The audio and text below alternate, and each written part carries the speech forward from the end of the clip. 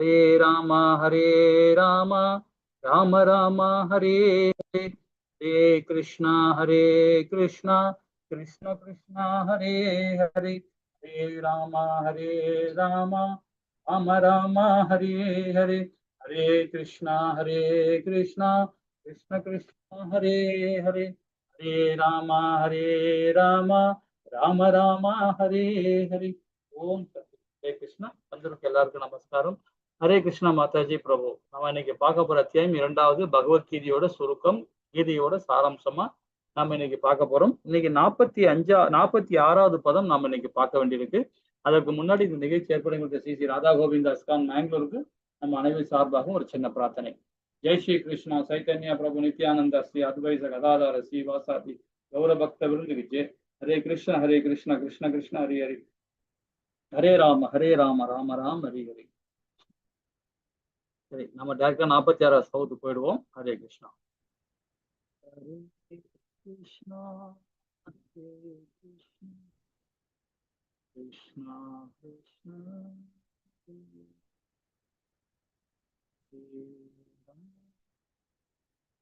ஹரே கிருஷ்ணா மாதாஜி படிக்கிறீங்களா? 46வது பதம்.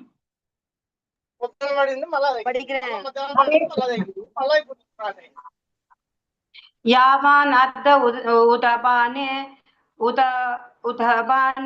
सर्वतः संप्लुप्तोदके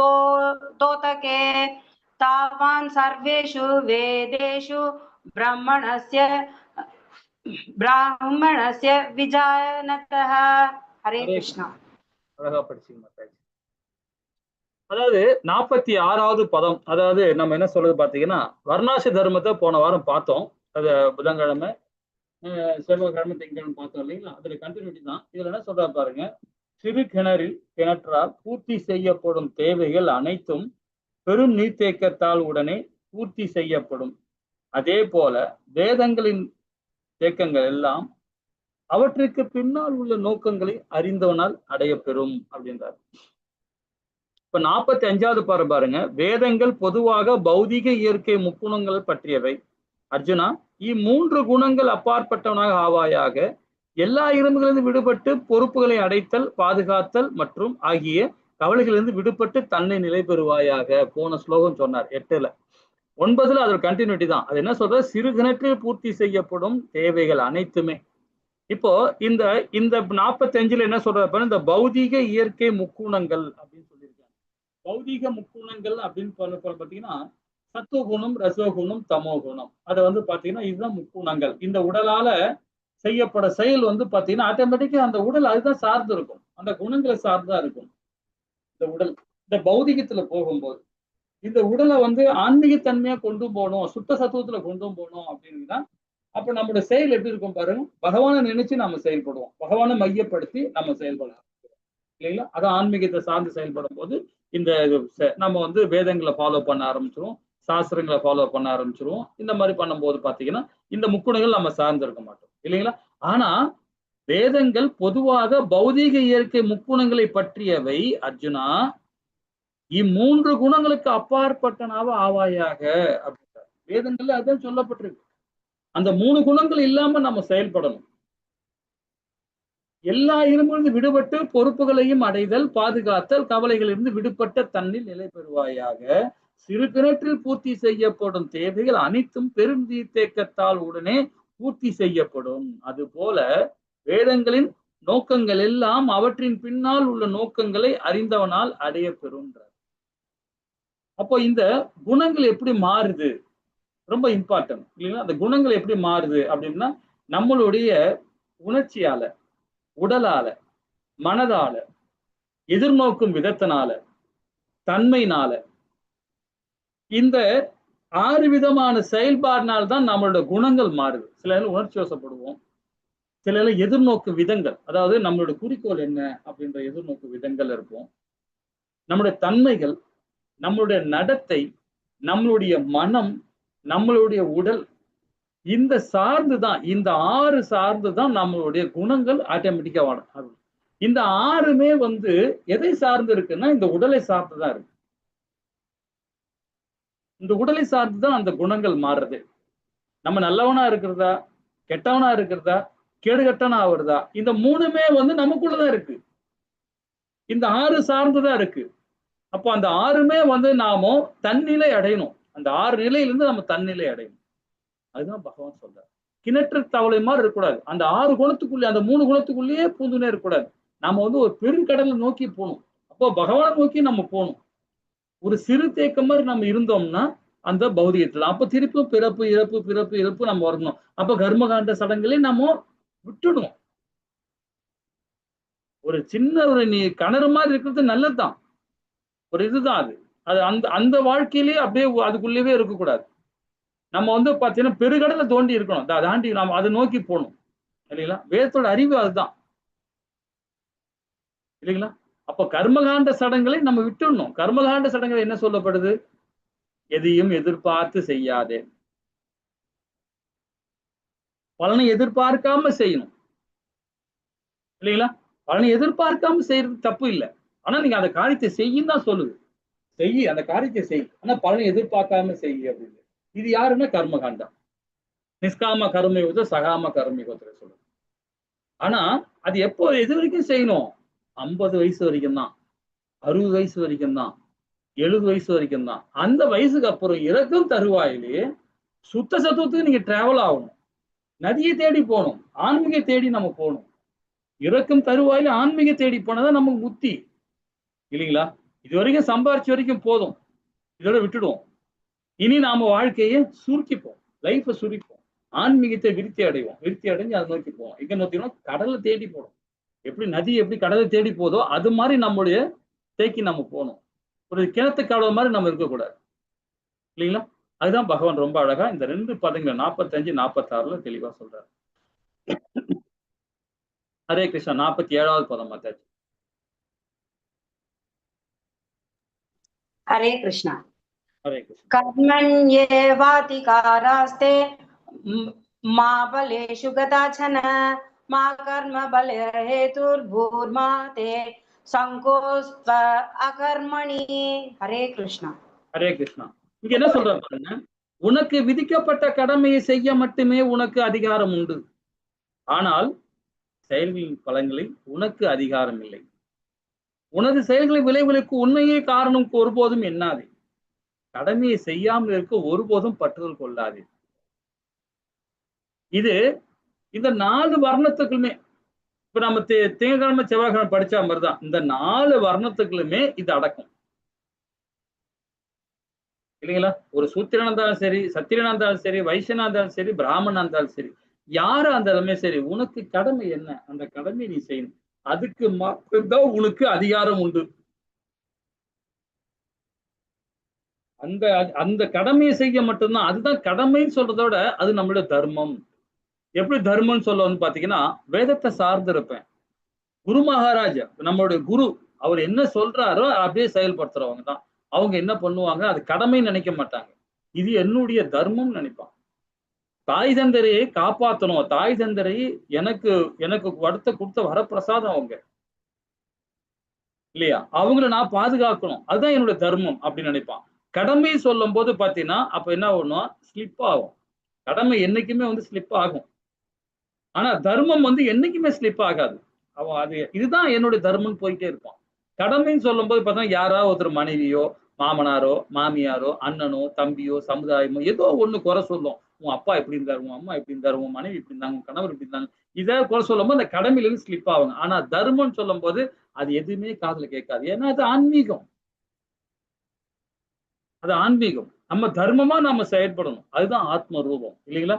அப்போ கடமையை மட்டுமே செய்ய உனக்கு அதிகாரம் உண்டுன்றார். ஆனா கடமையை செய்கின்ற ஆனால் ஆனா செயல்களின் பலன்களை அதிகாரம் இல்லைன்றார். நீ செய்யற செயல்ல அது வர பலனை எதிர்பார்க்காதுன்ற, அதுக்கு அதிகாரம் கொள்ளாதுன்றார். அதுக்கு அதிகாரம் கொள்ளாதுன்றார். அதே மாதிரி உனது செயல்களை விளைவுகளுக்கு உன்னையே காரணம் ஒருபோதும் எண்ணாது என்றார். இது இந்த ஒரு ப்ராப்ளத்தை நம்ம செய்யறோம். ஒரு ஒரு ஒரு ஒரு வேலை பார்க்கிறோம். அதுல ப்ராப்ளமும் வருது. இல்லைங்களா? உயர்ந்த ஸ்தானமும் வருது, பிரச்சனையும் வருது. ஆனா இரண்டுமே வந்து பாத்தீங்கன்னா அது நான் தான் செஞ்சேன்னு சொல்லாத. ஏன்னா நீ என்ன மாதிரி செஞ்ச ஆரம்பிச்சியோ அதுதான் உன்னுடைய செயல். ஆனா அதுக்கப்புறம் செயல் வந்து அந்த மாயை தான் உன்னை கண்ட்ரோல் பண்ணுதுன்ற. அப்ப எதுன்னு பாத்தீங்கன்னா சத்துவகுணம், ரசோகுணம், தமோகுணம். 46ல சொன்னார் இல்லையா, 45, 46 ஸ்லோகத்துல அவர் என்ன சொன்னாரு? அதாவது முக்குணங்களை சார்ந்து இந்த உடல் சார்ந்து செயல்படும் போது ஏற்றம் இருக்கும், இறக்கமும் இருக்கும்ன்ற. அப்போ உனது செயல்களை விளைவிலுக்கு உன்னை ஒருபோதும் காரணம் கொள்ளாது என்னாது என்ற.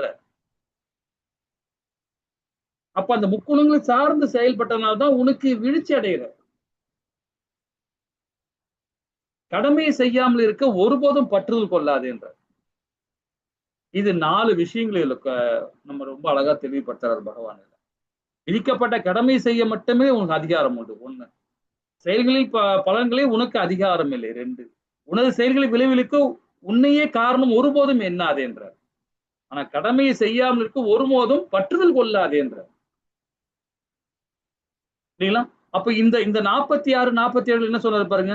46, 46, 45 என்ன சொல்றாரு? வேதங்கள் பொதுவாக பௌதிக இயற்கை முக்குணங்களில் முக்குணங்களை பற்றியவை அப்படின்றார். அப்போ அதை பற்றினா அப்ப என்ன அர்த்தம்? வந்து சத்துவகுணம், ரசோகுணம், தமோகுணம்.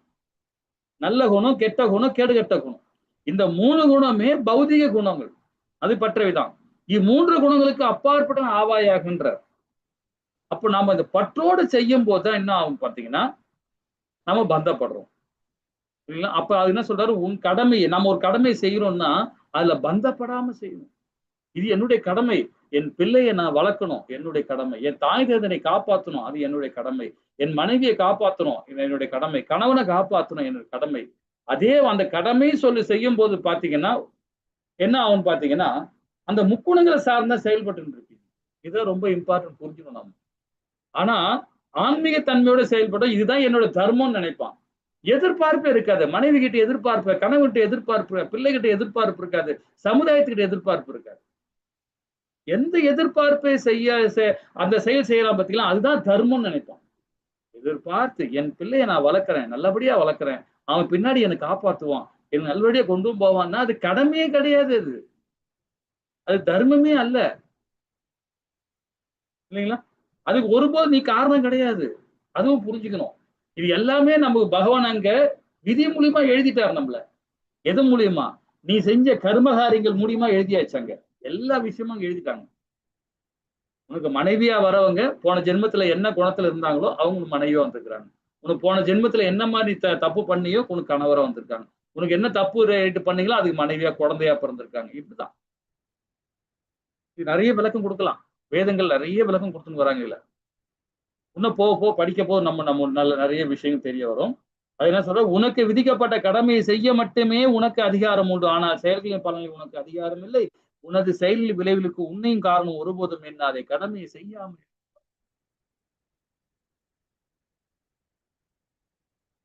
இப்ப பற்றுதல் இல்லாம கடமையை செய்தல்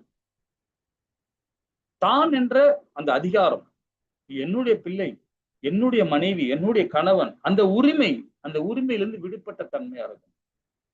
அந்த உரிமை கொடுக்கும் போதுதான் நம்ம அந்த பிள்ளைய நம்ம என்ன சொல்றோம்? நான் இன்ஜினியரிங் படிச்சேன், நீ அதை விட அதிகமா படிக்கணும். நான் டாக்டர் படிச்சிருக்கேன், நீ அதை விட டாக்டரா போகணும். தப்பு பண்ணுவாங்க. அந்த குழந்தைக்கு எந்த ஞானம் இருக்கு, அது என்ன மாதிரி கர்மா பண்ணிருக்கு, இதெல்லாம் நாம கடவுள் கிடையாது. நம்ம அந்த ஸ்தானத்துல கிடையாது. நமக்கு ஆசை இருக்கு. அந்த ஆசையினால்தான் அந்த குணங்கள் வருது. அந்த உணர்ச்சியினால்தான் குணங்கள் வருது. அப்ப அது குணங்கள் வரும்போது பிள்ளைகளை வந்து நாம கண்ட்ரோல் பண்றோம். அந்த உரிமை உணர்வுல இருந்து விடுபட்ட தன்மையா இருக்கணும். நம்ம யாரு மேலேயும் அதிகாரம் செலுத்துறதுக்கு நாம உரிமையே கிடையாது. ஆனாலும் நம்ம பிள்ளை எப்படி வளர்க்கணும்னு சொல்றது வேதம் சொல்லி கொடுத்த மாதிரி வளர்க்கணும். ஆனா அதுக்கு மேல அதிகாரம் செலுத்தக்கூடாது. அந்த உரிமை உணர்வு நம்ம விடுபட்ட தன்மையா இருக்கணும். இல்லைங்களா? நான் குழந்தைகள் மாத்திரம் சொல்ல, எல்லார் மேலேயும், எல்லா சமுதாயத்தின் மேல பலன்களை பற்று இல்லாமல் நாம் பலனுக்கு காரணமும் இல்லை. அந்த பலனுக்கு காரணம் நாம கிடையாது, பகவான் தான். ஏன்னா அவர் தான் ஆதிசேஷன். எல்லாத்துக்கும் ஆதி அந்தமா இருக்கு. ரிஷிகேசாவும் அவர் தான். எல்லாம் அவர் தான் புருஷா. நாமெல்லாம் புருஷா கிடையாது. நம்மலாம் வந்து ஒரு பொம்மலாட்டம் மாதிரி தான். நம்மளை வச்சு பொம்மலாட்டம் பண்ணிட்டு இருக்காங்க, அவ்வளவுதான். அந்த பலன் நம்ம எதிர்பார்த்தோம்னா நம்ம கடமையை ஒழுங்கா செய்ய முடியாது. நம்ம தர்மத்தை கரெக்டா ஃபாலோ பண்ணவும் முடியாது. இல்லைங்களா? 48 என்ன சொல்றது பாப்போமா? ஹரே கிருஷ்ணா மாதாஜி. हरे कृष्णा. योगस्था कुरु कर्माणि சங்கம் त्यक्त्वा धनञ्जय सिद्ध्योः समो भूत्वा समत्वं योग उच्यते. हरे कृष्ण. ஹரே கிருஷ்ணா. 49 படிச்சிருங்க. இது 48 சொல்லிடுறேன். அர்ஜுனா, வெற்றி தோல்வி பற்றுதல் கொள்ளாமல் உனது கடமையை சமநிலையுடன் செய்வாயாக. இது போன்ற சமத்துவம் யாகம் என்றும் அறியப்படுகிறது. யாகம் இதான் யாக தர்மம். யாக தர்மம் சொல்லும் போது பாத்தீங்கன்னா, உன்னுடைய கடமை என்ன, உன்னுடைய வர்ணம் என்ன, உன்னுடைய சம்பிரதாயம் என்ன, இதான் யாகம். என்னுடைய சம்பிரதாயம், நான் கௌடிய சம்பிரதாயம்பா, நான் லட்சுமி சம்பிரதாயம்பா, நான் சிவ சம்பிரதாயம்பா, நான் சனத் சம்பிரதாயம்பா. உன்னோட ஆச்சாரியா இருப்பா கீழே பிரபுபாதப்பா. சரி, ஓகே, அவர் என்ன சொன்னார் அதை ஃபாலோ பண்ணும். இதுதான் யாக தர்மம், இல்லைங்களா? அதுல அவங்க என்ன சொல்லுவாங்க, வெற்றி தோல்வி பற்றுதல் கொள்ளக்கூடாது. வெற்றி வந்துட்டா உடனே குதிக்கிறது, தோல்வி அடைஞ்சாலும் குதிக்கிறது, அப்படியே சோர்ந்து போறது. அது மேல பற்றுதல் கொள்ளக்கூடாது. உனது கடமையை சமநிலையுடன் செய்வாயாகன்ற இது போன்ற சமத்துவம் யாகம் என்றும் அறியப்படுகிறது. இது 3ஆம் அத்தியாயத்துல, அடுத்த அத்தியாயத்துல படிப்போம் யாக தர்மம்னா என்னன்றத பார்ப்போம், இல்லைங்களா? இப்ப அர்ஜுனுக்கு தெளிவுபடுத்துறார், வெற்றி அடைஞ்சாலும் எங்க போற, சொர்க்கம் தான், ராஜ்யம் கிடைக்க போகுது. தோல்வி அடைஞ்சாலும் சொர்க்கம் தான் போற, இருந்தாலும் சொர்க்கம் தான், இருந்தாலும் ராஜ்யம் தான் உனக்கு, இல்லைங்களா?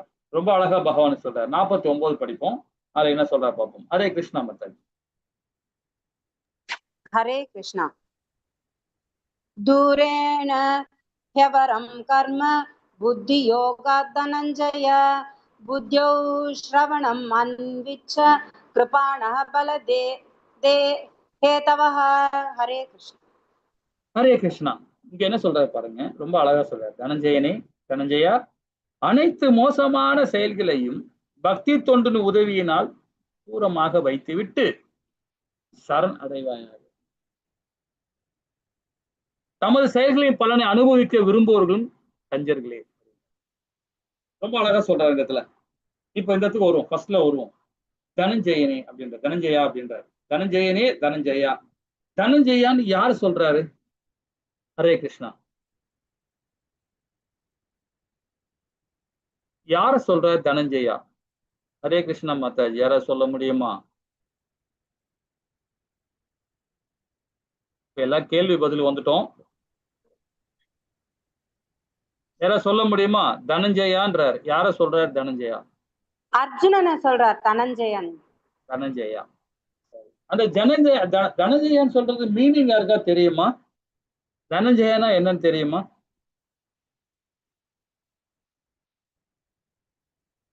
நம்ம லெவல் 1ல படிச்சிருக்கோம். ஜெயன், தனம் கூட்டல் ஜெயன், தனங்களை வென்றவன். தனங்களை வென்றவன். ஹரிபோல் மாதாஜி, ஹரிபோல். ஹரே கிருஷ்ணா. ஹரே கிருஷ்ணா. அதாவது தனஞ்சயான்னு சொல்றது பாத்தீங்கன்னா, நமக்கு எல்லாருக்கும் தெரியும், தான தர்மம் கொடுப்பான். யாருன்னு பார்த்தா கர்ணன். கர்ணன் அப்படின்னு சொல்லுவோம் நாம எல்லாருமே. ஏன்னா பகவான் கிட்டே கவச குண்டலத்தை தானமா கொடுத்தான், இது கொடுத்தான் அப்படின்னு சொல்லிட்டு நாம சொல்லுவோம், இல்லைங்களா? ஆனா பகவான் பாத்தீங்கன்னா எல்லா விஷயம் தெரிஞ்சவர், ஆதி அந்தம் அவரு அர்ஜுன மட்டும் தனஞ்சயனான்றார், தனஞ்சயா அப்படின்றார். காரணம் என்ன பாத்தீங்கன்னா,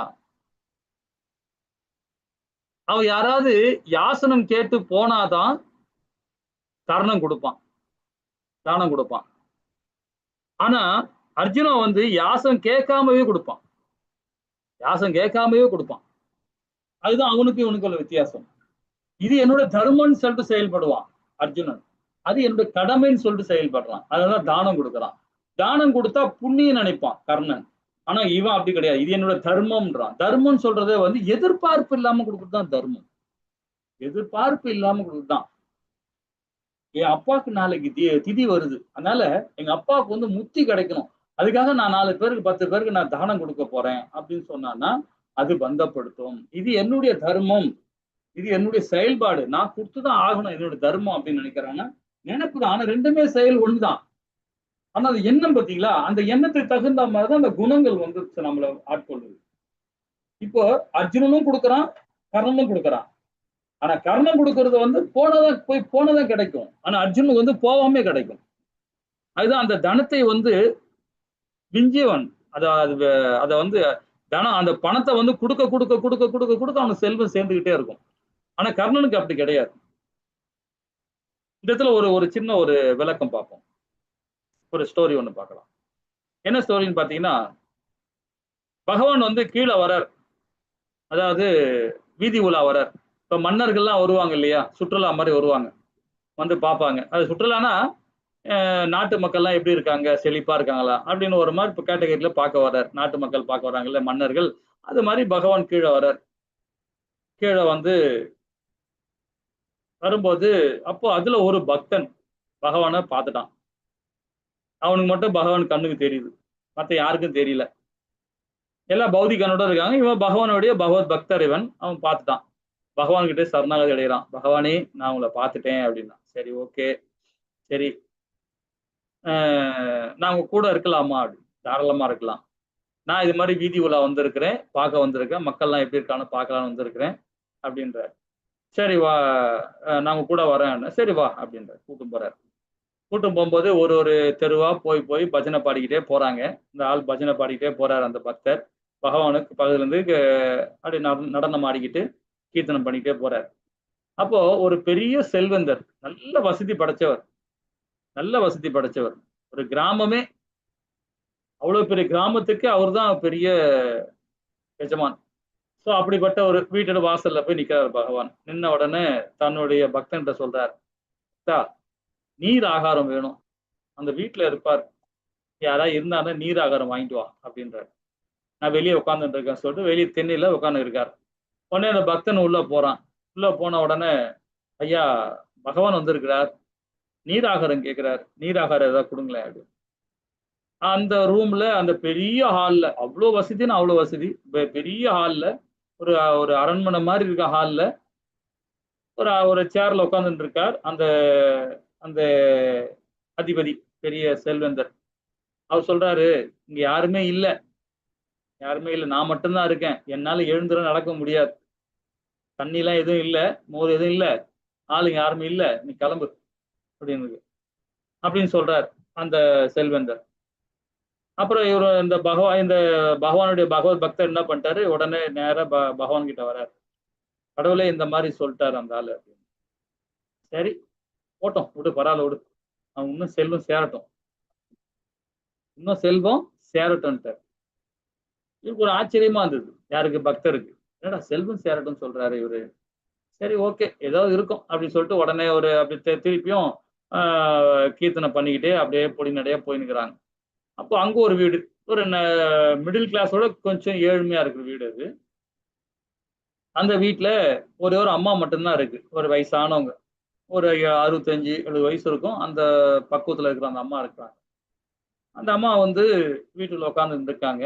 அப்போ அந்த வீட்டு வாசல்ல வந்து பகவான் நிக்கிறார்.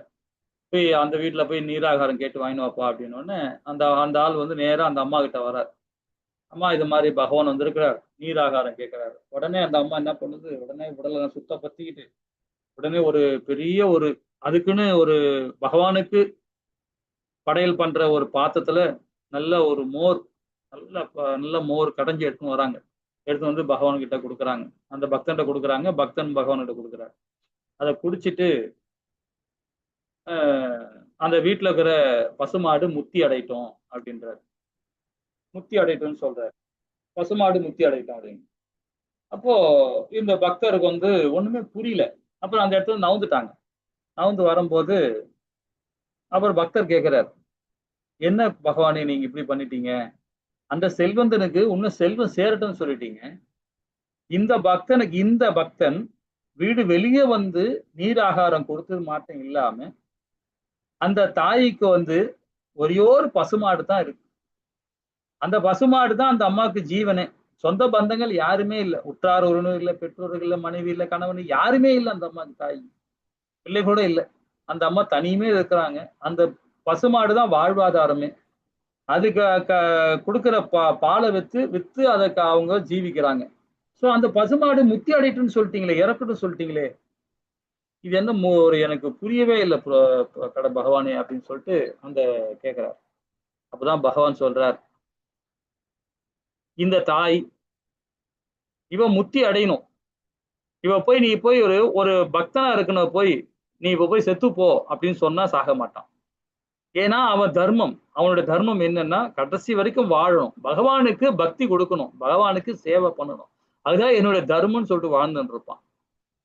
அதே வந்து அந்த தாய் வாழுதுன்னா காரணம் என்ன? அந்த பசுமாடு.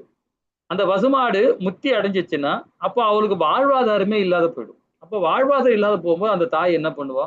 குரங்கு மாதிரி குரங்கு மாதிரி தன்னுடைய பசிய பகவானுகிட்ட கொடுத்துருவா.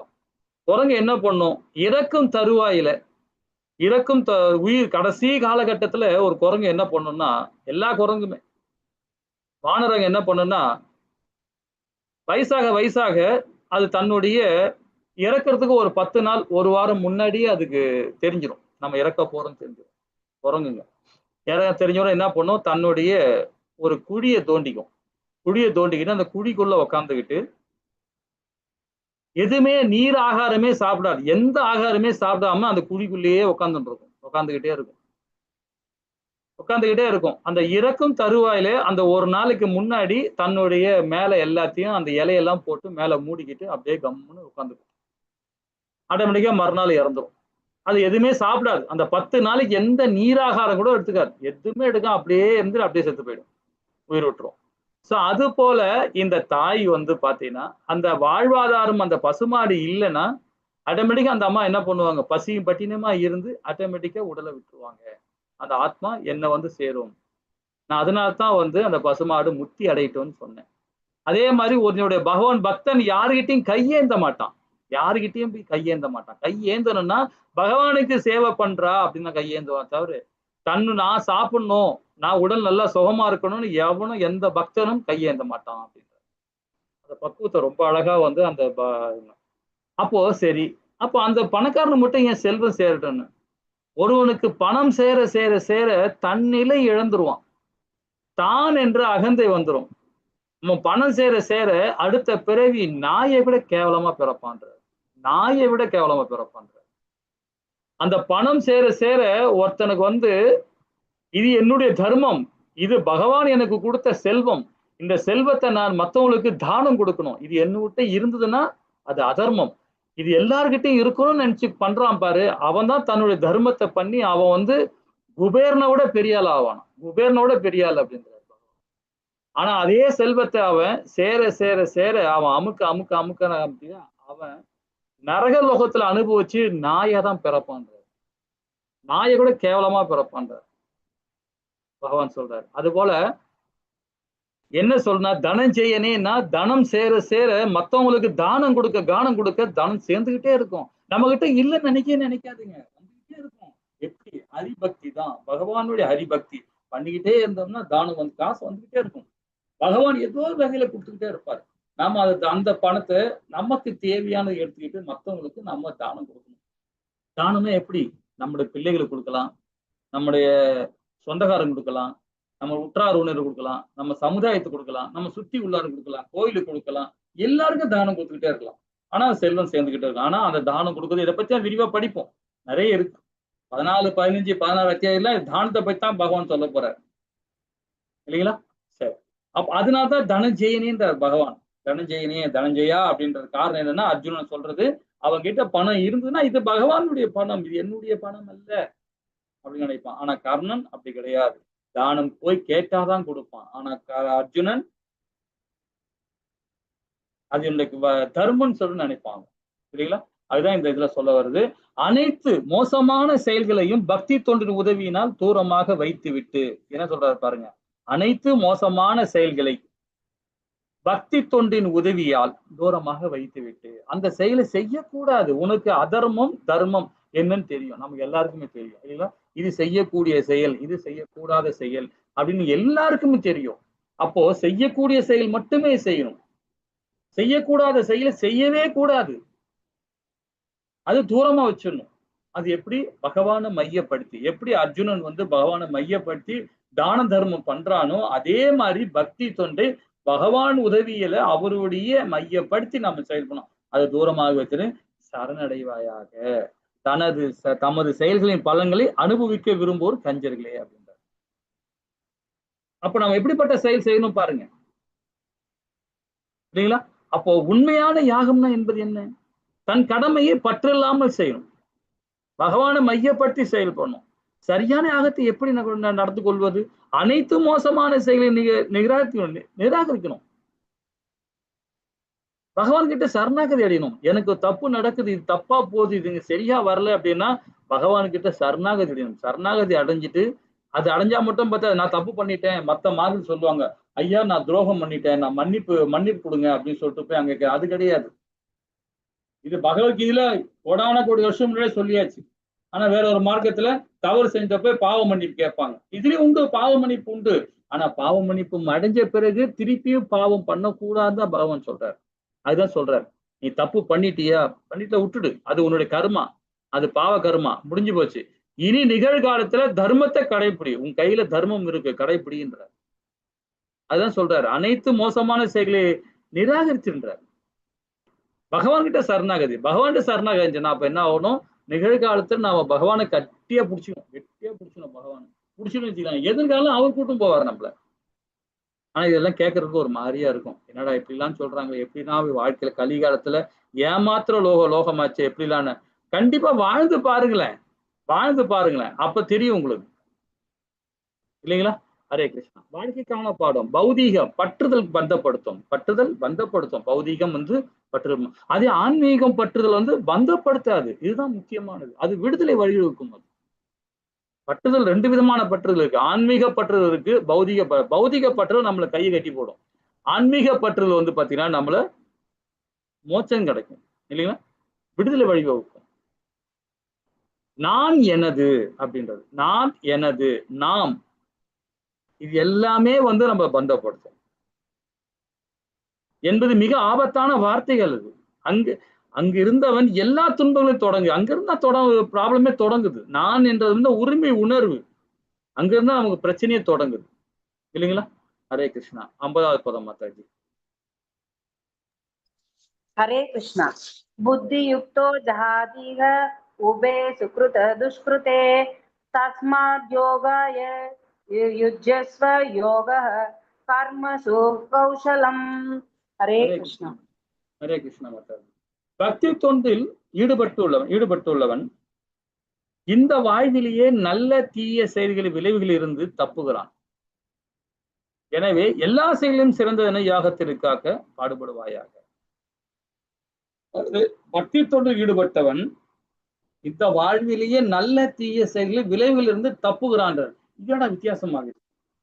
நல்ல செயல் தீய செயல் இது ரெண்டுத்திலிருந்து விடுபடுறான் நம்ம, என்ன அர்த்தம் இது? அவன் அப்ப பாத்தீங்கன்னா நல்லதையும் எடுத்துக்க மாட்டான், கெட்டதையும் எடுத்துக்க மாட்டார், ரெண்டுமே சமநோக்குல பாக்குறாரு. இப்ப நல்லதை எடுத்துக்கிட்டேன்னு வச்சுக்கலாம், அப்ப தீமை அதையும் ஏத்துக்கிட்டான் ஆகும். தீமை எனக்கு வேண்டாம், நல்லது மட்டும் வேணும்னா அப்போ டபுள் மைண்ட் வருது, இல்லைங்களா? டபுள் மைண்ட்ல போறாரு. அப்போ நல்லது தீயை ரெண்டுத்திலும் அது தப்புறான் பாத்தீங்களா? அதுதான் தப்புறான் பாரு, அவன் தான் ஆன்மீகவான். அவன் அதாவது சிறந்த பக்தன், பகவானுடைய சிறந்த பக்தன். இதோட விளக்கம் பாருங்க, 51 பார்த்து படிப்போம். 51 படிங்க மாதாஜி. ஹரே கிருஷ்ணா. கர்மஜம் உத்தாஹி பலம் த்யக்த்வா மனிஷினः ஜன்ம பந்த விநிர்முக்தாः பாதம் கச்சந்த்யமயம். ஹரே கிருஷ்ணா. ஹரே கிருஷ்ணா. இது எல்லாமே பாத்தீங்கன்னா இந்த பதத்துல இருந்து என்னென்ன சொல்லப்படுது பாத்தீங்கன்னா 50ல இருந்தே பாத்தீங்கன்னா 54 வரைக்குமே எப்படி பகவானுடைய பக்தர்கள் எப்படி இருப்பாங்கன்றதான் ரொம்ப விரிவா கொடுக்குறாரு. நம்ம ஒரு ஸ்லோகம் மட்டுமே படிச்சுட்டு போவோம், அதுல விளக்கத்தை கொஞ்சமா படிக்கலாம். என்ன சொல்றாரு பாருங்க, 51ல இவ்விதமான பக்தி தொண்டில் ஈடுபட்டு சிறந்த முனிவர்கள், அதாவது பக்தர்கள், பகவானுடைய பக்தர்கள் முனிவர்கள் சொல்றாரு பகவான், பௌதீக உலகின் செயல்களின் விளைவுகளில் இருந்து தங்களை விடுவித்துக் கொள்கின்றனர். இவ்வழியில் அவர்கள் பிறப்பு இறப்பின் பந்தத்தில் விடுபட்டு எல்லா துன்பங்களும் அப்பாற்பட்ட நிலை, அது முழுமுறு கடவுளை திரும்பி செல்வதன் மூலம் அடைகின்றனர். அப்போ பக்தி தொண்டில நாம ஈடுபடும் போது அனநீய பக்தியை நம்ம கொடுக்கிறோம். அனநீய பக்தின்ற போது பாத்தீங்கன்னா கலங்கமற்ற பக்தி, எதிர்பார்ப்பு இல்லாத பக்தி. அது அவங்களை யாரு சொல்றாரு பகவான் பாத்தீங்கன்னா பக்தர்களை முனிவர்கள் சொல்றாரு, அறிஞர்கள் சொல்றாரு, கர்ம யோகின்றார் பகவான். ஒரு இடத்துல கொடுக்குறாரு, இந்த இடத்துல முனிவர்கள்ன்றார். அப்போ பௌதீக உலகின் செயல்களின் விளைவுகள் இருந்து தன்னை விடுவித்துக் கொண்டுள்ளனர். அப்ப பௌதீக செயல் இந்த உடலுமே அப்படித்தானே. இப்ப ஆத்ம ரூபத்துல நம்ம படிச்சோம் இல்லையா, ஆத்ம தத்துவம் என்ன சொல்லி கொடுக்குது, இந்த உடல் பௌதிகமானது, இதோட குணம் எப்படி, இந்த இந்த இதோட பண்பு என்ன, இந்த பௌதிகமான உடலோட பண்பு என்ன, அது எப்பவுமே இயற்கையை சார்ந்துதான் இருக்கும். இந்த உடல் சார்ந்துதான் இருக்கும், மனது சார்ந்துதான் இருக்கும், புத்தி சார்ந்ததா இருக்கும். அது பௌதீகம். அதே ஆன்மீகமா இருந்ததுன்னா, முனிவரா இருந்தாருன்னா, கர்ம யோகியா இருந்தாருன்னா பகவானை மையப்படுத்துவார். பகவானை மையப்படுத்தும் போது இதே உடல், இதே மனம், இதே புத்தி எங்க போகும் பாத்தீங்கன்னா பகவானை தஞ்சம் அடையும். இந்த உடல் பகவானுக்காக அர்ப்பணம் பண்ண ஆரம்பிச்சிருவான். அப்போ அவன் பிறப்பு இறப்பு முதுமையிலிருந்து விடுபட்ட தன்மையாயிரும். அப்ப அந்த துன்ப நிலையில அப்பாற்பட்ட நிலையில இருந்துறாரு. ஆனா இதே உடல் பௌதிகத்திலையும் போகும், ஆன்மீகத்திலையும் போகும். அது யாருகிட்ட இருக்கு, அது நம்ம கிட்ட தான் இருக்கு. நாம செய்யற செயல்னால்தான். இது பகவானோ தாய் தந்தரையோ சமுதாயமோ யாருமே கிடையாது. குறிப்பா பகவானு கிடையாது. அவரே சொல்ற, இதுக்கு எனக்கு சம்பந்தமே இல்லைன்றார். அது உன்னை சார்ந்ததுதான், உன்னை சார்ந்ததுதான். உன் தாய் தந்தரையோ உன் அப்பா அம்மா அண்ணன் தம்பியோ சமுதாயமே கிடையாது, உன்னை சார்ந்ததுதான்றார். அப்ப நாம தான் அதை சரி பண்ணணும் இல்லைங்களா. 52 பாருங்க, ரொம்ப அற்புதமா இருக்கும்.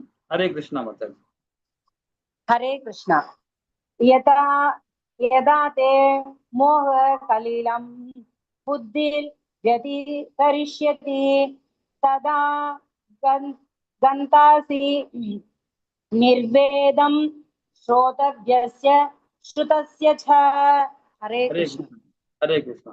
எப்பொழுது உன் அறிவு மயக்கம் எனும் திறந்த காட்டை தாண்டி விடுகிறதோ அப்பொழுது இதுவரை கேட்டவை இனி கேட்க வேண்டியவை இவற்றின் மீது நீ சமநிலை ஆகி விடுவாய் அப்படின்ற. அப்போ இது வரைக்கும் கொடுத்த ஞானம், இது வரைக்கும் என்ன கொடுத்தாரு, ஆத்ம தத்துவம் தான் கொடுத்தாரு பகவான். சாங்கி தத்துவத்தை கொடுத்தாரு, வர்ணாசி தர்மத்தை கொடுத்தார். இப்ப சாங்கி தத்துவத்தை இப்ப தொடச்சு கொடுத்துன்னு வர்றாரு. 72 பதம் வரைக்கும் அதான் படிக்க போறேன். இதுவரை கொடுத்த வரைக்கும், அதாவது அறிவு, உன் அறிவு மயக்கம் எனும் இவ் அடர்ந்த காட்டை தாண்டி விடுகிறதோ அப்பொழுது இதுவரை கேட்டவை இனி கேட்க வேண்டியவை இவற்றின் மீது நீ சமநிலையுடன் ஆகவே விடுவாய் என்றாய். இப்ப அதே பாத்தீங்கன்னா 53ல சொல்ற, 53 54 அப்படியே கண்டினியூட்டி தான் வரும். அது 53 படிங்க. हरे कृष्णा। श्रुति विप्रतिपन्नाते यथास्तास्यति निश्चला समागा अचला बुद्धिस्तथा योगम् अवाप्यसि। हरे कृष्णा। हरे कृष्णा। எப்பொழுது உன் மனம் வேதங்களில் மல சொற்களால் கவரப்படாத நிலையில் அடைகிறதோ எப்பொழுது அது தன் உணர்வின் சமாதி நிலை நிறுத்திருக்கின்றன அப்பொழுது நீ தெய்வீக உணர்வை அடைந்து விடுவாய். வேதம் பாத்தீங்கன்னா வேதங்கள் மல சொற்கள் இருக்கு. இது ரொம்ப இம்பார்ட்டன்ட் விஷயம். அது நிறைய பேருக்கு என்ன பண்ணுவோம்னா வேதத்தை சார்ந்து செயல்படுறது அதி உத்தம நிலை இல்லைன்னு சொல்லல. ஆனா அதே வேதத்தை இப்ப சாணிக்கியத்தனம் ஒண்ணு இருக்கு, அஷ்டாங்க யோகம்னு ஒண்ணு இருக்கு இல்லைங்களா. அஷ்டாங்க யோகம் இருக்கு, சாணிக்கியத்தனம் இருக்கு, இது மாதிரி தத்துவங்கள் இருக்கு. இதெல்லாம் எது எப்படி சொல்றதுன்னா மல சொற்கள் சொல்லப்படுது. இப்ப உபநேசங்கள் சொல்லப்படுது, 108 உபநேசங்கள் இருக்கு, ரொம்ப இம்பார்ட்டன்ட், நம்ம வாழ்க்கைக்கு இம்பார்ட்டன்ட். அது இல்லைன்னு சொல்லல. ஆனா அதெல்லாம் மல சொற்கள் மாதிரி. அது நம்ம கவரப்படுறோம், இப்ப அதனால கவரப்படும் போது ஒரு சில விஷயங்கள் மாத்திரம் நம்ம எடுத்துக்கிறோம். அதுல அதாவது ஒரு சிலன்னா எனக்கு இது ஆப்டா இருக்கு, இந்த உபநேசங்கள்ல இது சொன்னது எனக்கு ஓகே அப்படின்னு நினைப்போம். அப்போ 108 உபநேசங்கள்ல ஒரு உபநேசம் மட்டும் எடுத்துக்கிட்டு 107 உபநேசம் எனக்கு இது தேவையில்லை, எனக்கு இது இருந்தா போதும் அப்படின்றது பாத்தீங்கன்னா அதுதான் வேதங்களில் மல சொற்களால் கவரப்படாத நிலை அடைகிறதோ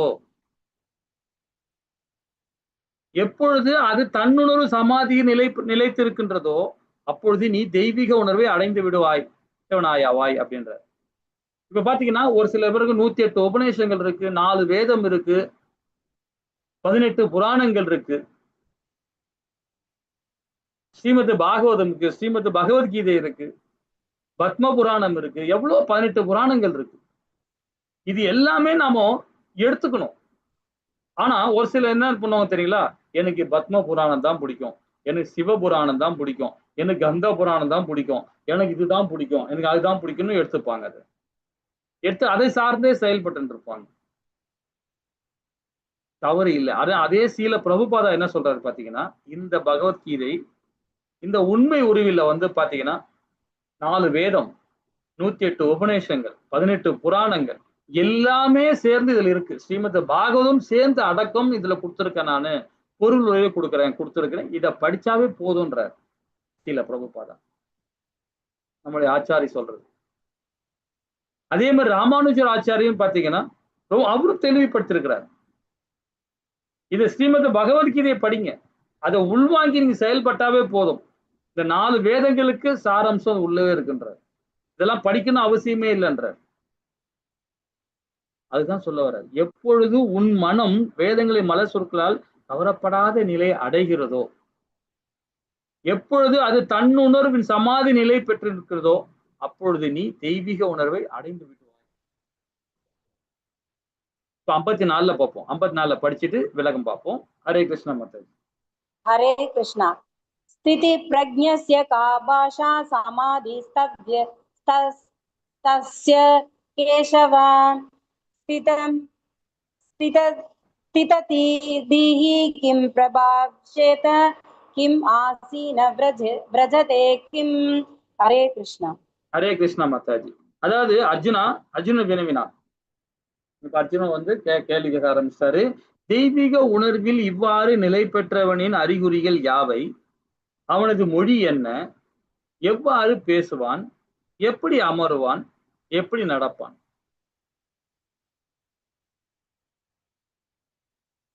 5 விதமான கேள்வி கேட்கிறாரு இல்லைங்களா. தெய்வீக உணர்வு எவ்வாறு நிலை பெற்றவன் அப்படின்றாரு, அவனுடைய அறிகுறிகள் யாவை, அவனுடைய மொழி என்ன, எப்படி பேசுவான், எப்படி அமருவான், எப்படி நடப்பான்? இந்த 5 விதமான கொஸ்டின் கேட்கிறார் அர்ஜுனன். இப்ப அது பகவான் என்ன கொடுக்குறாரு பாத்தீங்கன்னா, இது ஒரு முன்னோட்டமா பார்க்கலாம். என்ன முன்னோட்டம் பாத்தீங்கன்னா, 54 அர்ஜுனன் கேட்ட கிருஷ்ணர் பதில் கொடுக்குறார், பகவான் பதில் கொடுக்குறார். அவர் குணநலன்களை கொடுக்குறார், 55ல கொடுக்குறார். இப்ப நீங்க இனி பார்க்க போறோம் குணநலன். அவன் எப்படி பேசுவான், 56 57ல கொடுக்குறார். புகழ்ச்சி இகழ்ச்சி அன்பு வெறுப்பு எப்படி எடுத்துக்கொள்வான் பார்க்க போறோம். 58 59ல எப்படி அமருவான், எப்படி புலன்களை மனதையும் கட்டுப்படுத்துவான். 64 71ல எப்படி புலன்களை ஈடுபடுத்துவான், அது எப்படி நடப்பான். இத பகவான் வந்து பாத்தீங்கன்னா ரொம்ப தெளிவா நமக்கு இனி வர ஸ்லோகத்துல விரிவா கொடுக்கிறார். இது சரமுனியோட விளக்கத்தோட சேர்த்து கொடுக்கிறார். பாப்போமா? ஹரே கிருஷ்ணா. 55வது பதம் மாதாஜி.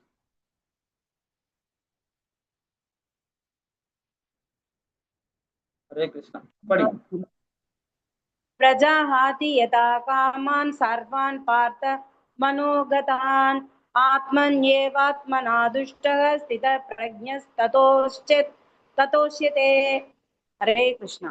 ஹரே கிருஷ்ணா மாதாஜி. இந்த 55ல என்ன சொல்றார், பகவான் பேச ஆரம்பிச்சிருக்கார். அர்ஜுனன் கேட்ட கேள்விக்கு, அந்த 5 விதமான கேள்விக்கு பகவான் கொடுக்கிறார். புருஷோத்தரமான முழுமு கடல் கூறினார். பார்த்தனி, எப்பொழுது ஒருவன் தனது மனக்கற்பனையில் எழும் புலன்கிளர்ச்சிக்கான எல்லா ஆசைகளையும் துறந்து தூய்மை அடைந்த மனதுடன் தன்னில் திருப்தி அடைகிறானோ, அப்பொழுது அவன் தெய்வீக உணர்வு நிலை பெற்றவனாக அறியப்படுகிறான்.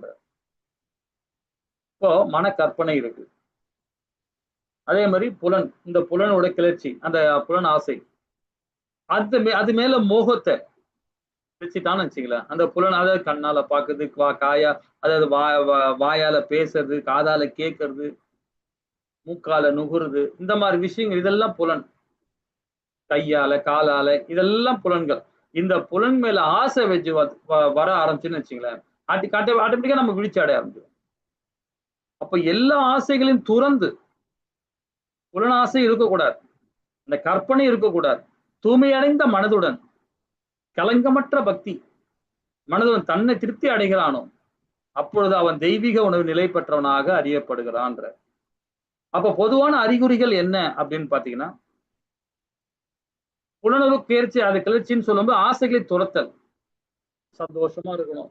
இப்ப ஆபீஸ்ல ஒரு ஹாஃப் டே டைம் கிடைச்சிக்குதுப்பா, நமக்கு ஒரு ஹாஃப் அன் அவர் டைம் கிடைச்சிது, 1 ஹவர் டைம் கிடைச்சிது, இது ரிலாக்ஸ்னஸ் இருக்கணும் அப்படின்னு நம்ம இருக்கோம். தப்பு இல்ல அது. எல்லாருக்கும் அப்படித்தானே. ஒரு பூசாரியா இருந்தாருன்னா கோவில்ல மணி அடிச்சுட்டு கண்டினியூ அடிச்சிருந்தா கொஞ்ச நேரம் அவருக்கு ரெஸ்ட் கொடுக்கணும். அப்பதான் அவர் அடுத்த நிலையை பகவானுக்கு முழுமையா பக்தி கொடுக்க முடியும். தப்பு இல்ல. ஆனா அந்த புலன் ஆசையில இருக்கக்கூடாது. இந்த உடல் சுகத்துக்காக இருக்கக்கூடாது. இல்லைங்களா? அது பௌதிக நம்மளை பந்தப்படுத்தும். ஆட்டோமேட்டிக்கா அந்த குணம் வந்துரும். அந்த குணமாயா வந்து உட்காந்துப்பா. இந்த துர்கா தாய் உட்காந்துப்பா. உட்காந்து நம்மள ஆட்கொள்ள ஆரம்பிச்சிருவா. இல்லைங்களா? அப்ப தண்ணிலே நாம வந்து என்ன பண்ணுவோம்? திருப்தி தண்ணிலே அடைய மாட்டோம் நாம. அப்ப தன்னிலை அந்த பொதுவா வந்து பாத்தீங்கன்னா, தன்னிலை அடையணும்னா இந்த பௌதிக தன்மையிலிருந்து விலகி இருக்கணும் நாம். ஆன்மீக தன்மையோட செயல்படணும்.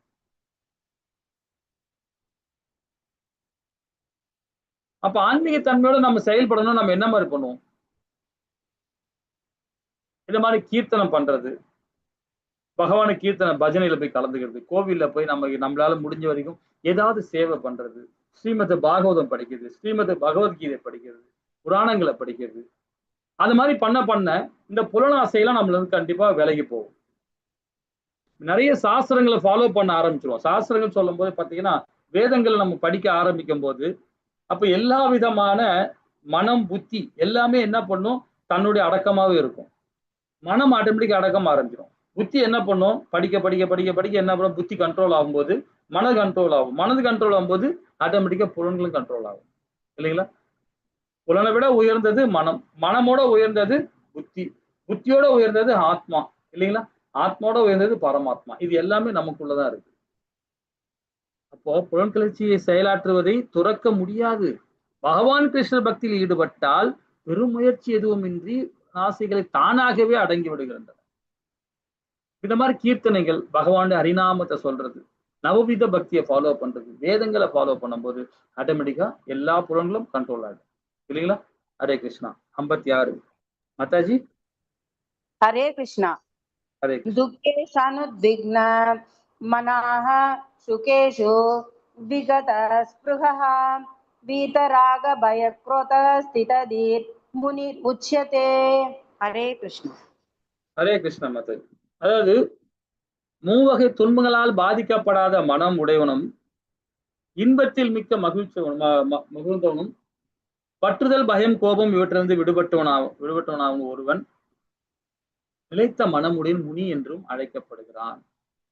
எந்த துன்பங்களையும் பாதிக்கப்படாமல் பகவானுடைய அநேக பக்தியும் எதை பத்தியும் கவலைப்படவே மாட்டான். இல்லைங்களா? பகவானுடைய பக்தன் பாருங்க, சதா நேரமும் பகவான் ஹரிநாமத்தை சொல்லிக்கிட்டே இருப்பான். சதா நேரம் பகவான் நினைச்சுக்கிட்டே இருப்பான். ஹரிபக்தியோட இருக்கிறாரோ இல்லையோ, அது பகவான் நாமத்தை சொல்றாரோ இல்லையோ, அவர் என்ன செயல்பாடு இருக்கும் பாரு, எனி டைம் அவர் நினைச்சுக்கிட்டே இருப்பான். உட்கார்ந்தாலும், நின்னாலும், படுத்தாலும், பேசினாலும், தூங்கினாலும், என்ன செயல் செஞ்சாலும் சரி பகவான் நினைச்சிருவான். அப்ப அவனுக்கு வந்து பாத்தீங்கன்னா அந்த துன்பமும் இருக்காது, அந்த இன்பமும் இருக்காது, சமநிலையோட செயல்படுவான். இல்லைங்களா? அதை பாதிக்க அடையவே மாட்டான். அந்த பயம் இருக்காது, அந்த கோபம் வராது, அந்த பற்றுதல் இருக்காது, எதுவுமே இருக்காது. அப்படிப்பட்டவன் யாருன்னு பாத்தீங்கன்னா அவன் தான் முனி, அவன் தான் பாத்தீங்கன்னா கர்ம யோகி. இந்த பதத்துல சொல்றாரு பகவான், ரொம்ப அழகா சொல்றாரு.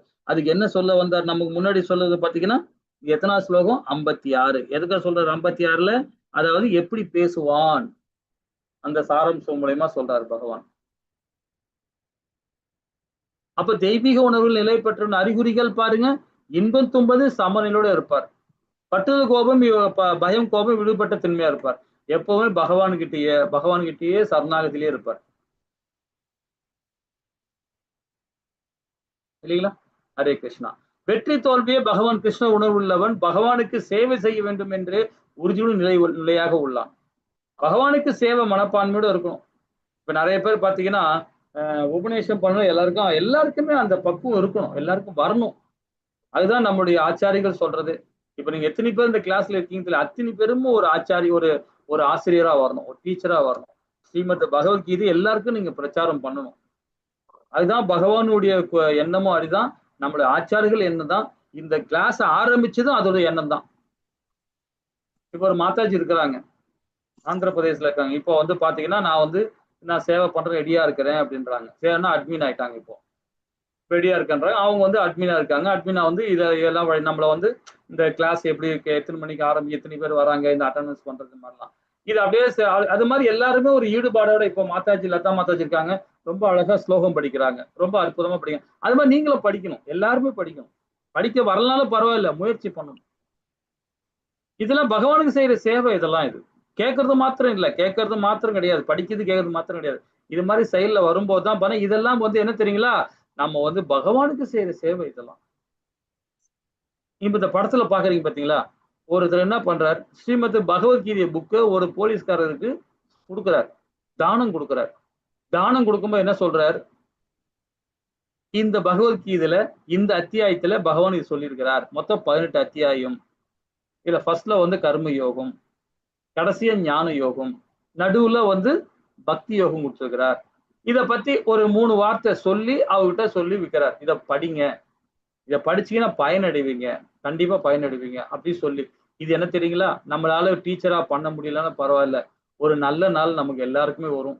ஒரு 10 புக்கோ 4 புக்கோ 1 புக்கோ வாங்கி யாருக்காவது கொடுங்க.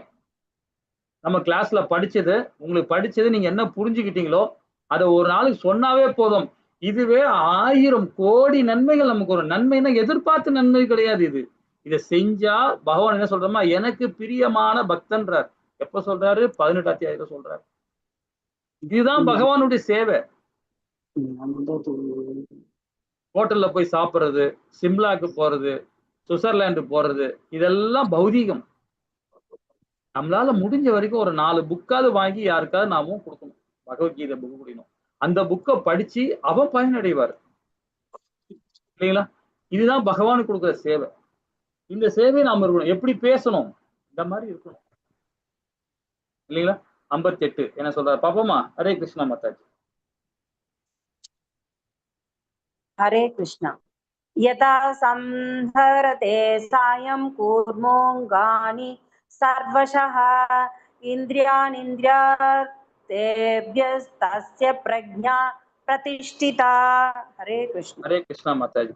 ஆமை தன் அங்கங்களை கூட்டிற்குள் இழுத்துக் கொள்வதை போல எவன் ஒருவன் தன் புலன்களை புலன்கிழச்சி பொருட்களிலிருந்து விலகி கொள்கிறானோ அவன் பக்குவ உணர்வை நிலை பெற்றவனாவான் அப்படின்றார்.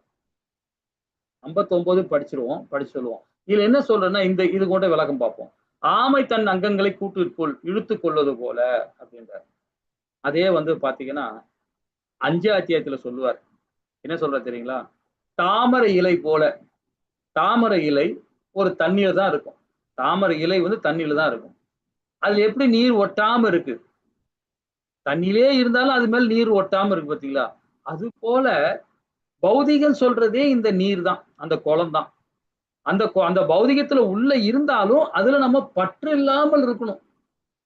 அதுதான் சிறப்பு.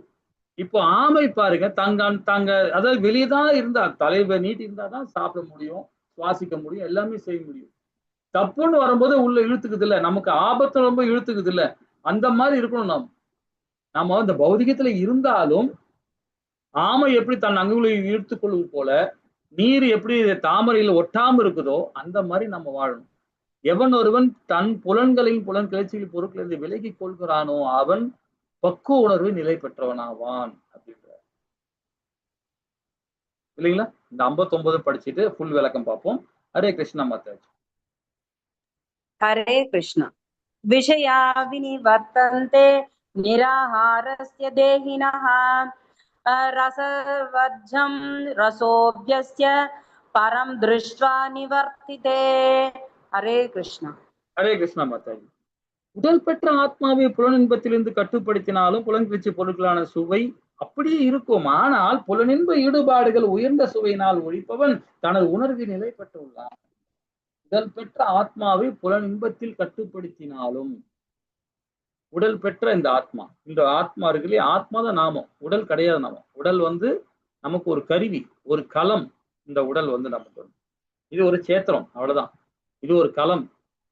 இதை உபயோகப்படுத்துறோம் இந்த உடலை வச்சுக்கிட்டு. எது உபயோகப்படுத்துது, ஆத்மா. அப்போ புலனின்பத்தில் கட்டுப்படுத்தினாலும் புலன்கிழச்சி பொருட்களை சுவை அப்படியே இருக்குன்றார். இந்த தாற்பயம் நம்ம புரிஞ்சுக்கணும். இப்போ இயற்கையில வந்து காற்று நறுமணம் இருக்கு, அசுத்தமும் இருக்கு காற்றுல. ரெண்டுமே இருக்கு இல்லைங்களா? அப்ப நறுமணம் சொல்லும்போது நான் அது மூக்கால் நம்ம சுவாசிக்கிறோம். நறுமணம் இருக்கும்போது சுவாசிக்கிறோம். நான் அந்த அதாவது அசுத்தமான ஸ்மெல், இந்த தேவையில்லாத ஸ்மெல் வர அந்த காற்றுலயும் அது இருக்கு. அதுவும் நம்ம தான் சுவாசிக்கிறோம் இல்லைங்களா? ரெண்டுமே நம்ம அது எங்க இயற்கையில் தான் இருக்கு. அப்ப நம்ம அந்த அசுத்தமான காற்று வரும்போது நம்ம என்ன பண்றோம்? அந்த இடத்துல இருந்து விலகி போறோம் இல்லைங்களா? அதே போலதான் புலனின்பம் என்பது நம்ம கண்ணால பார்க்கிறது, கெட்டதும் பார்க்கிறோம், நல்லதும் பார்க்கிறோம். கெட்டதை பார்க்கும்போது அதை தவிர்க்கிறோம். வாயால பேசுறது பகவான்கிட்ட ஹரிநாமத்தை பேசுறோம், தப்பாவும் பேசுறோம். அப்ப ஹரிநாமம் பேசுறது அதுதான் நம்ம முக்கியமா எடுத்தோம். சாப்பிடுற விஷயத்திலயும் சரி இல்லைங்களா? எல்லாமே வந்து இந்த உடலை வச்சு செய்யும் போது ஆன்மீக தன்மையோட செயல்படணும். அதுதான் சொல்றாரு. புலன்பது கட்டுப்படுத்தினாலும் புலன்கட்சி பொருட்களை சுவை அப்படியே இருக்கும். ஆனால் புலனின்ப ஈடுபாடுகளை உயர்ந்த சுவையினால் ஒழிப்பவன் தனது உணர்வில் நிலை பெற்றுள்ளான். சாப்பிடுற விஷயத்துல கூட பாருங்க, பகவான் சொல்றது. பேசுற விஷயத்துல கூட பாருங்க, சுவாசிக்கிற விஷயத்திலயும் சரி, கண்ணால பாக்குறது, காதால கேட்கறதோட சரி, எல்லாமே தூய்மைப்படுத்தணும் நம்ம. ஆனா எல்லாத்துக்கும் ஆசை இருக்கும், பாசம் இருக்கும் இல்லைங்களா? அப்போ இயற்கை சொல்லும் போதே பாத்தீங்கன்னா நம்மள பந்தப்படுத்துற செயல் தான் இயற்கை. எப்படி அமருவார் என்ற தலைப்புல பார்க்கிறோம். புலன்களை மனதை எப்படி கட்டுப்படுத்துவார், புலன்களை பொருட்களிலிருந்து எப்படி விலக்கிக் கொள்கிறான், புலன்களை பகவான் கிருஷ்ண சேவைக்காக மட்டுமே உபயோகப்படுத்துகிறான். அப்போ உயர்ந்த சுவை அடைகிறான். உடல் கிடைச்சிருக்கு, அந்த உடலை வச்சு நம்ம எப்படி நம்ம இருக்கணும்? ஆமை தன் ஓட்டுக்குள் தலையை உள்ள சொருகிற மாதிரி நீர் எப்படி ஒட்டாம இருக்க தாமரை இலை மேல, அது போல நம்ம செயல்பாடு இருக்கணும் இல்லைங்களா? இன்னும் பாருங்க, தானாகவே பௌதிக இன்ப சுவையிலிருந்து அதாவது பெருமளவிற்கு பகவான் கிருஷ்ண பக்தியை உன்னதமாக சுவை விடுதாகும். இப்ப பாத்தீங்கன்னா கார்த்திகை மாசம் வரப்போகுது. கார்த்திகை மாசம் வரும்போது பாத்தீங்கன்னா நம்ம விசேஷமா நம்முடைய கௌடிய சம்பிரதாயத்தில் ரொம்ப அழகா செய்வாங்க. என்ன செய்வாங்க பாத்தீங்கன்னா, தாமோதர அஷ்டகம் பண்ணுவாங்க. டெய்லி தாமோதர அஷ்டகம் பண்ணணும். இப்ப அதுதான் நம்ம வந்து சதுர் மாசத்துல இப்ப கொண்டாடிட்டு இருக்கோம். சதுர் மாசத்துல விரதம் இருக்கிறோம். பால் சாப்பிடக்கூடாது, தயிர் குடிக்கக்கூடாது. அப்புறம் வந்து பாத்தீங்கன்னா தானியம் எடுத்துக்க கூடாது இல்லைங்களா? தானியம், கீரை ஒரு மாசம் இந்த எடுத்துக்கூடாது சதுர மாசம். இந்த கார்த்திகை மாசம் வந்த உடனே தாமோதர லீலை ஆரம்பிச்சிடும். தாமோதர அஷ்டகம் பார்க்கணும். டெய்லி ஒரு நாளைக்கு படிச்சுட்டே இருக்கணும். படிச்சுட்டு சாயங்காலம் 6 மணிக்கு ஒரு அழகான அகில் விளக்கு, அகில் விளக்கு 30 அகில் விளக்கு எடுத்துக்கணும். கார்த்திகை மாசத்துல. கார்த்திகை மாசத்துல எடுத்துக்கிட்டு ஒரு நாளைக்கு ஒரு அகல்ல ஒரு திரி போட்டு அதுல எண்ணெய், தூய்மையான நெய், எண்ணெய்னா எண்ணெய், நெய் விட்டு பகவானுக்கு நம்ம வீட்டுல வச்சு ஒரு போட்டோ நான் காட்டுறேன். அந்த போட்டோ வச்சுங்க வீட்டுல. பகவான் உரல்ல வந்து யசோதாய் கட்டி போடுவாங்க பாத்திருக்கீங்களா? அந்த மாதிரி ஒரு ஒரு போட்டோ விக்கிரகம், ஒரு போட்டோ விக்கிரகம்னா போட்டோ வச்சுக்கிட்டு டெய்லி சாயங்காலம் 6 மணிக்கு தாமோதர அஷ்டகம் பாடுங்க. பாடிட்டு பகவானுக்கு பண்ணுங்க. இந்த வாழ்நாள்லயே நமக்கு முக்தி கிடைக்கும். அதுதான் இந்த ஃபர்ஸ்ட் போட்டோ. இது ஒரு பக்தி. இப்ப அதுக்கு இந்த வருஷம் நீங்க எடுத்தீங்கன்னா சதுர் மாசம் விரதம் இருந்தீங்கன்னா தெரியாது. அதை பத்தி தெரியுமா தெரியல. அடுத்த வருஷம் கண்டிப்பா இருங்க சதுர் மாச விரதம். ஆனா கொஞ்சம் கஷ்டமா தான் இருக்கும். நாங்க என்ன பண்ணுவோம்னா கீரை சாப்பிட மாட்டோம், தயிர் சாப்பிட மாட்டோம், தானியம் எடுத்துக்க மாட்டோம். இந்த 4 விதமான செயலையும் ஸ்டாப் பண்ணிடுவோம் இந்த 4 மாசத்துலயும். தானியம்னா பாத்தீங்கன்னா உளுந்து, தானியத்துல இருந்து உளுந்து மட்டும் தான் எடுத்துக்கூடாது, மத்தெல்லாம் சாப்பிடலாம். உளுந்து எடுத்துக்கூடாது. அப்போ உளுந்து எடுத்துக்காம என்னென்ன பொருள் வரும் பாருங்க. உளுந்து வந்து ஃபேட்டை உருவாக்குறது. அது வந்து தோசை சாப்பிடக்கூடாது, இட்லி சாப்பிடக்கூடாது. என்னங்க 4 மாசம் எப்படிங்க சாப்பிடாம இருக்குது? யோசனை பண்ணி பாருங்களேன் இல்லைங்களா? அப்ப 4 மாசம் தோசை இட்லி சாப்பிடக்கூடாது. அதுதான் நம்ம பிரம்மகுடைய சம்பந்தம் என்ன பண்ணுவோம், முதல் மாசத்துல என்ன சொல்லுவோம், தயிர் எடுத்துக்கூடாதுன்னு சொல்லுவாங்க முதல் மாசத்துல. 2ஆம் மாசத்துல பால், 3ஆம் மாசத்துல கீரை, 4ஆம் மாசம் வந்து உளுந்து. அது மாதிரி ஃபாலோ பண்ணி அதுக்கப்புறம் 4வது அது முடிஞ்ச உடனே அப்பதான் கார்த்திகை மாசம் வரும். கார்த்திகை மாசத்துல இந்த மாதிரி விரதம் இருந்து சரி அதெல்லாம் விரதம்லாம் இருக்கலைங்க, நான் இந்த தாமோதர அஷ்டகம் மட்டும் நான் பாடுறேங்க, பாடிட்டு பகவானுக்கு நெய்வேத்தியம் பண்றேங்க அப்படின்னு சொன்னா போதும். அது மாதிரியும் பண்ணலாம்.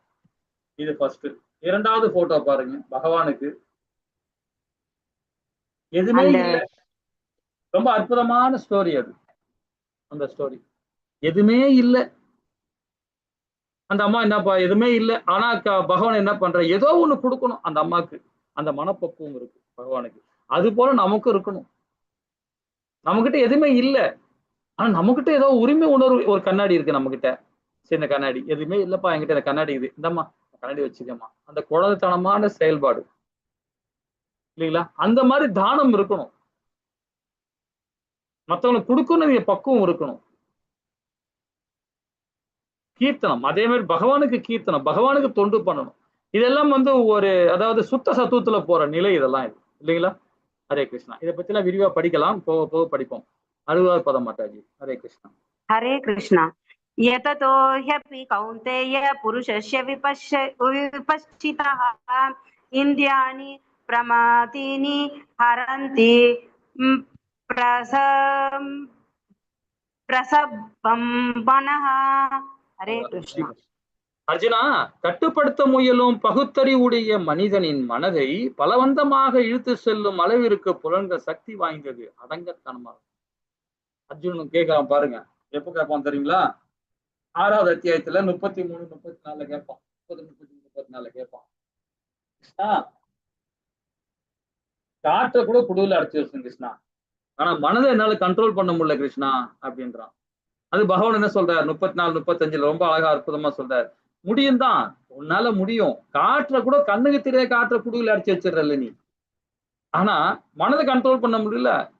பயிற்சி பண்ணு, முறையாக பயிற்சி பண்ண சாத்தியப்படுன்ற.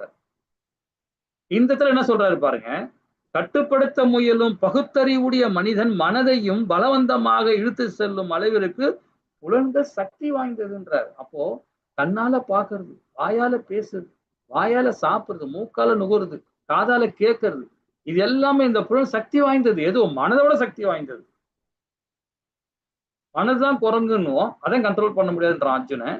ஆனா இந்த இடத்துல என்ன சொல்றாரு பாருங்க, புலன்கள் சக்தி வாய்ந்ததுன்றார், புலன்களை கண்ட்ரோல் பண்ணுன்றார், அது அடங்காததுன்றார். புலன்கள் எப்படி இல்லாம பாக்குறோமோ அதுக்கேற்ற மாதிரி மனம் செயல்பட ஆரம்பிச்சிடும், மனது அதுக்கேற்ற மாதிரி ஓட ஆரம்பிச்சிடும். அதுதான் ரொம்ப அழகா பகவான் இதை சொல்றார். இந்த பதம் முடிச்சுட்டு நம்ம இதோட முடிச்சிடுவோம். 61வது ஸ்லோகம் மாதாஜி. हरे कृष्ण। तानि सर्वाणि संयम्य युक्त आसीत् मत्परः वशो हि यस्येन्द्रियाणि तस्य प्रज्ञा प्रतिष्ठिता। हरे कृष्ण। ஹரே கிருஷ்ணா மாதாஜி. இந்த ஸ்லோகம் நான் சொன்ன, புலன்களை அடக்கி அவற்றை முழு கட்டுப்பாட்டில் வைத்து தனது உணர்வில் எண்ணில் நிறுத்துபவன் நிலை அறிவுடையவன், அதாவது நிலைத்த அறிவுடையவன் என்று அறியப்படுகிறான். அப்போ நம்முடைய செயல்பாடு எப்படி இருக்கும், பகவானை மையப்படுத்தி நம்ம செயல்படணும், அவளை நிலைநிறுத்தணும், உரிமை உணர்வுல இருந்து விடுபட்ட தன்மையா இருக்கணும் இல்லைங்களா? அப்போ இதுல உட்பார்வை பாருங்க, இந்த 2 ஸ்லோகத்துல உட்பார்வை பாருங்க. பக்தி ஞானத்தை விட உயர்ந்தது. பக்தி ஞானம் இருக்குல்ல, அதை விட உயர்ந்தது. இப்ப பாத்தீங்கன்னா நம்ம 4வது 5வது அத்தியாயத்துல இதான் படிப்போம். 3, 4, 5 மூணுமே இதான் படிப்போம். அஷ்டாங்கத்துல அதை பத்தி சிறப்பா சொல்லுவார். என்ன சொல்லுவார் பாத்தீங்கன்னா, கர்ம யோகம், ஞான யோகம், அஷ்டாங்க யோகம், இந்த நிலையை தாண்டி தான் பக்தி யோகம்ன்றார். இந்த இதெல்லாம் தாண்டி வந்தா பக்தி யோகம். ஏன் நீ டேரக்டா பக்தி யோகம் வந்துடுறேன் அப்படின்றாரு. ஞான யோகம் பண்ண தேவையில்லை, கர்ம யோகம் பண்ண தேவையில்லை இல்லைங்களா, அஷ்டாங்க யோகம் நீ பண்ண தேவையில்லை, டைரக்டா பக்திக்கு வந்துரு அப்படின்றாரு. அப்போ முதல் பக்தி ஞானத்தை விட உயர்ந்தது, பக்தி தான் சிறந்தது என்றார். அப்போ நிலைத்து அறிவுடையவன் தன்மைகள் என்னன்னு பாருங்க. புலன் அடக்கம், இது 2வது அத்தியாயத்துல வரும். 3வது அத்தியாயத்துல, நாளைக்கு அடுத்த அத்தியாயத்துல பார்க்க போறோம். அந்த 5 விதமான குதிரைகள், 5 விதமான புலன்கள், அந்த புலன்களை கண்ட்ரோல் பண்றது எது, அந்த கடிவாளம் என்று அந்த கயிறு, அதுதான் மனம். அந்த அந்த கயிறை பிடிச்சிக்கிறது எது, புத்தி, அந்த சாரதி. கயிறை பிடிச்சிக்கிறது புத்தி, அது நுண்ணறிவு. அந்த கயிறு மனம். புலன்கள் குதிரை பாத்தீங்கன்னா புலன்கள், மனது அந்த கயிறு, அந்த ஓட்டுற சாரதியா இருக்கிறவர் யாரு பாத்தீங்கன்னா அவர் தான் புத்தி, நுண்ணறிவு. சோ இந்த மூணுமே சரியான பாதையில போனாதான் அதுல உள்ள பேசஞ்சரா இருக்க உட்காந்து டிராவல் ஆகுறாங்களா, அவர்தான் ஆத்மா. அப்போ புலனடக்கம் கண்டிப்பா தேவை. அப்போ மனது கண்ட்ரோல் ஆயிடும், புத்தியும் கண்ட்ரோல் ஆயிடும் இல்லைங்களா?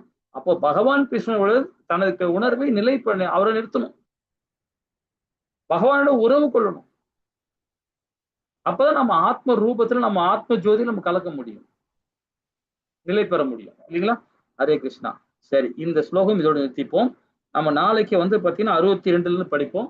நாளைக்கு முடிச்சிடலாம் இந்த அத்தியாயத்தை. அப்புறம் நம்ம திங்கட்கிழமையில இருந்து நம்ம வந்து மூணாவது அத்தியாயம் போயிடலாம். நாளைக்கு என்ன வெள்ளிக்கிழமைல? Okay okay. ஹரே கிருஷ்ணா. வாஞ்ச கல்பத்தராய கிருப சிந்தேவ பதனானாம் பாவனி வைஷ்ணவியோ நமோ நமக. ஜெய் ஸ்ரீ கிருஷ்ணா சைத்தன்ய பிரபு நித்யானந்த ஸ்ரீ அத்வைத கதாதார ஸ்ரீவாசாதி கௌர பக்த விருந்து விஜய். ஹரே கிருஷ்ணா கிருஷ்ண கிருஷ்ண ஹரி ஹரே, ஹரே ராம ராம ராம ஹரி ஹரி. ஓம் ஹரே கிருஷ்ணா. ஏதாவது டவுட் இருந்தா கேட்கலாம். ஹரே கிருஷ்ணா மாதாஜி பிரபு.